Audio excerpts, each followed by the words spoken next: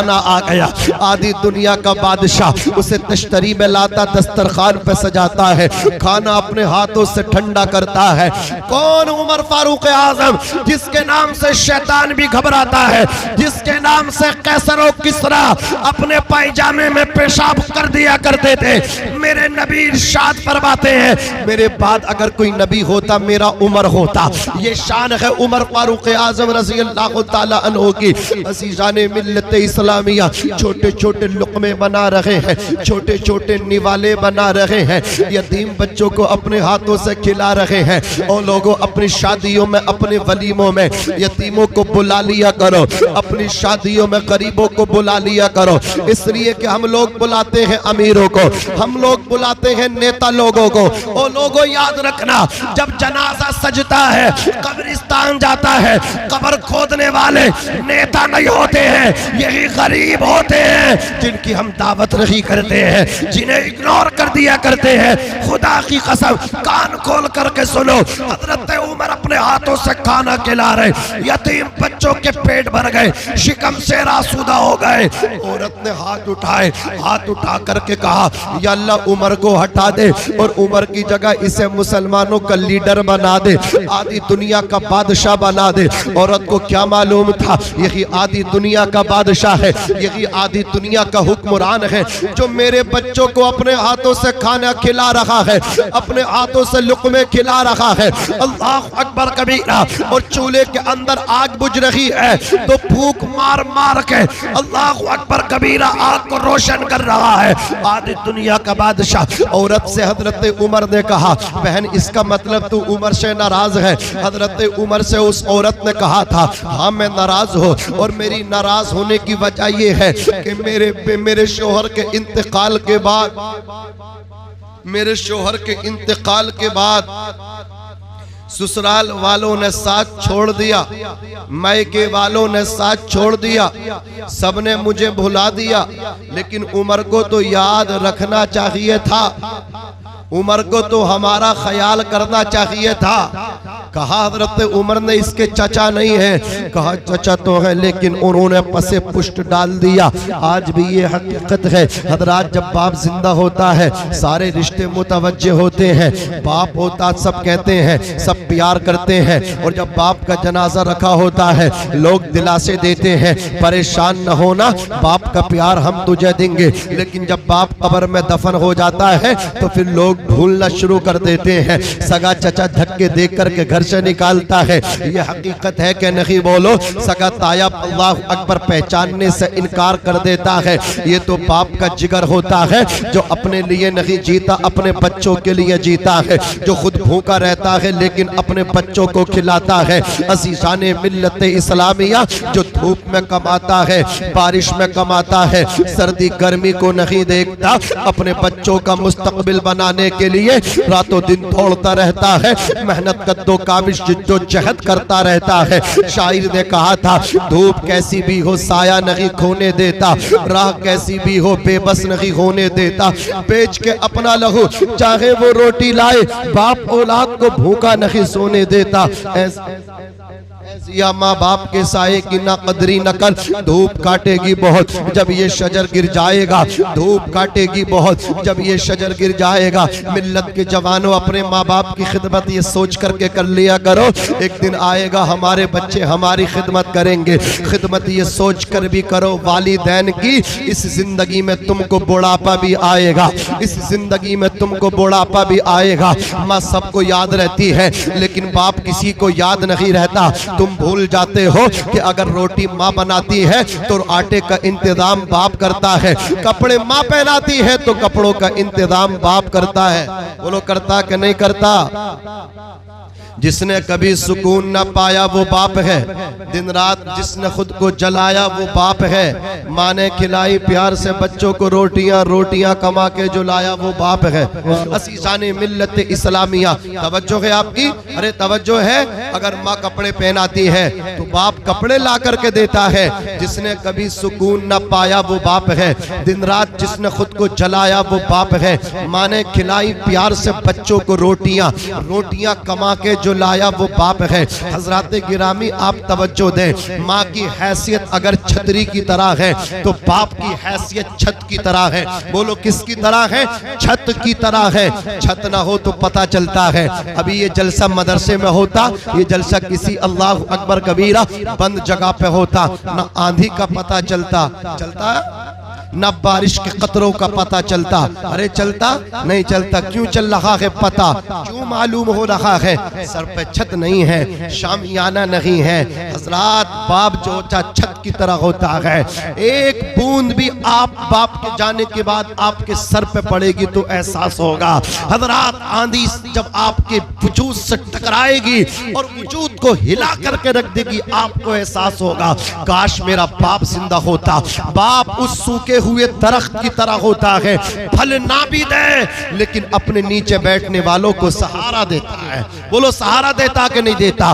چھاؤ دیتا ہے، ٹھنڈ پہنچاتا ہے۔ خوش نصیب ہے جو وہ بچے جو اپنے ماں باپ کی عزت کرتے ہیں، خدمت کرتے ہیں۔ میں تو ایک جملہ بولتا ہوں، حج کا زمانہ چل رہا، لوگ جا رہے، اللہ کرے کہ ہم بھی جائیں۔ عزیزان ملت اسلامیہ سنیں، جس طرح پوری کائنات میں نہ دوسرا مکہ ہے نہ دوسرا مدینہ ہے، اسی طرح نہ دوسرا باپ ہے اور نہ دوسری ماں ہے۔ سبحان اللہ۔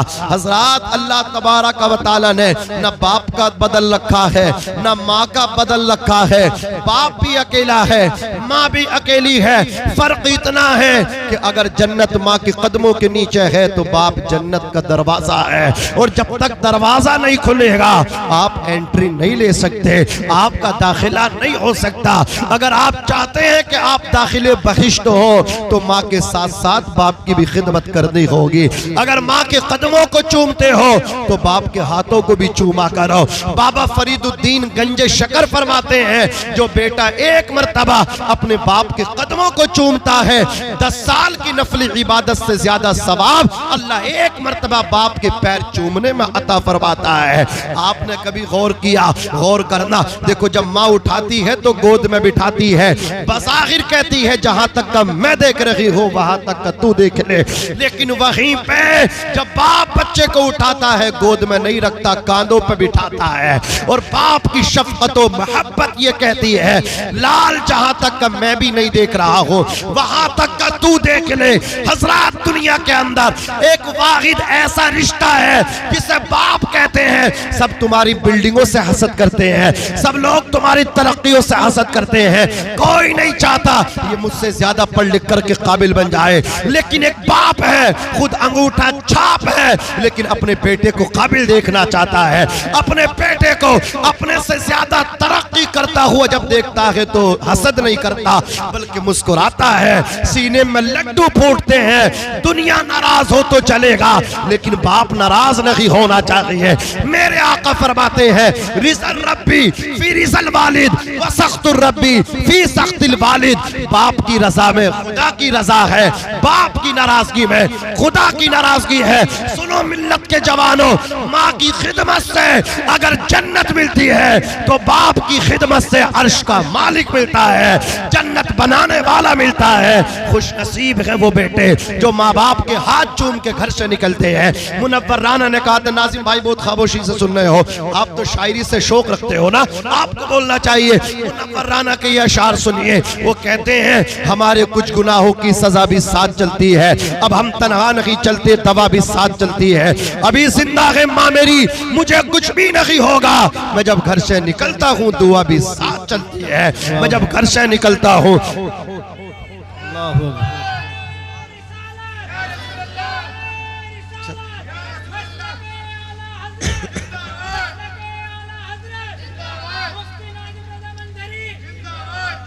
ایک بات بتاؤ، آج جو تم ماں باپ کو چھوڑ رہے ہو اس کے پیچھے چند رشتے ہوتے ہیں، یا تو کوئی دوست ہوتا ہے، دوست ہو یا نہ ہو لیکن بیوی ضرور ہوتی ہیں، ہوتی کہ نہیں ہوتی؟ بیوی کے کہنے سے ماں کو چھوڑنے والے مجھے بتا، بیوی نے تجھ سے پیار کیا ہے یا ماں نے پیار کیا ہے؟ آپ کہو گے بیوی نے تو اس وقت پیار کیا ہے جب میں کامیاب تھا، اور ماں نے اس وقت سینے لگایا ہے جب میں بالکل بیکار تھا، میں چل نہیں سکتا تھا، میں اٹھ نہیں سکتا تھا۔ ماں نے پیشاب پخانہ اٹھایا، ماں نے بالوں میں تیل لگایا، ماں نے دولہا بنایا، ماں نے 2 سال تک دودھ پلایا، لیکن دھکے کھا کے کبھی بیٹے سے بدلہ نہیں مانگا، نعمت کے عوض وہ کوئی اجرت نہیں مانگی، دنیا سے کبھی حسب ضرورت نہیں مانگی۔ یہ ماں کا جگر ہے کہ لہو اپنا پلا کے بیٹے سے کبھی دودھ کی قیمت نہیں مانگی، بیٹے سے کبھی دودھ کی قیمت نہیں مانگی۔ حضرات گرامی، موسم دوبارہ مطلب شباب پہ آ گیا، بس یہ اشعار سن لو، بات ختم کر لو۔ دیکھو ماں تو ماں ہے، لیکن باپ بھی بہت بڑا رول ادا کرتا ہے۔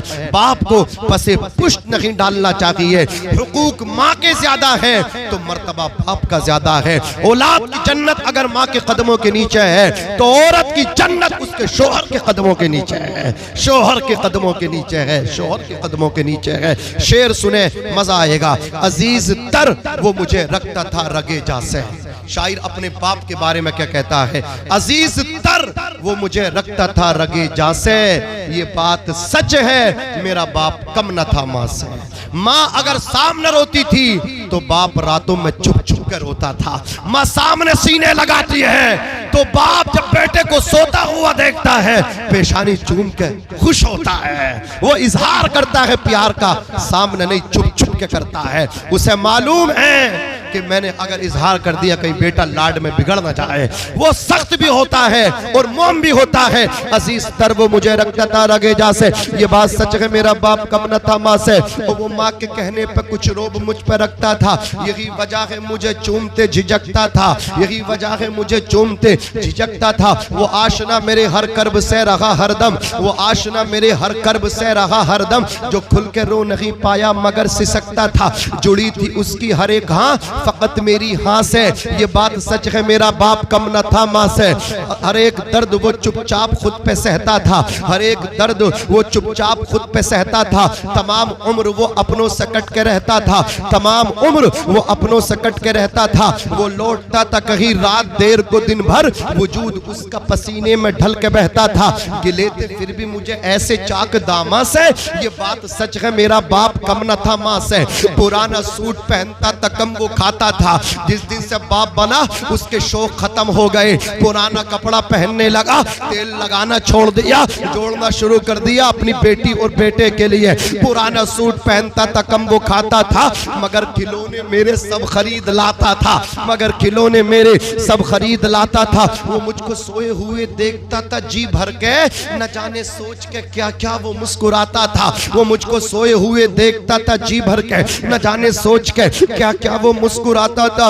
میرے بغیر تھے سب خواب اس کے ویرا سے، میرے بغیر تھے میرے بن تھے سب خواب اس کے ویرا سے، یہ بات سچ ہے میرا باپ کم نہ تھا ماں سے۔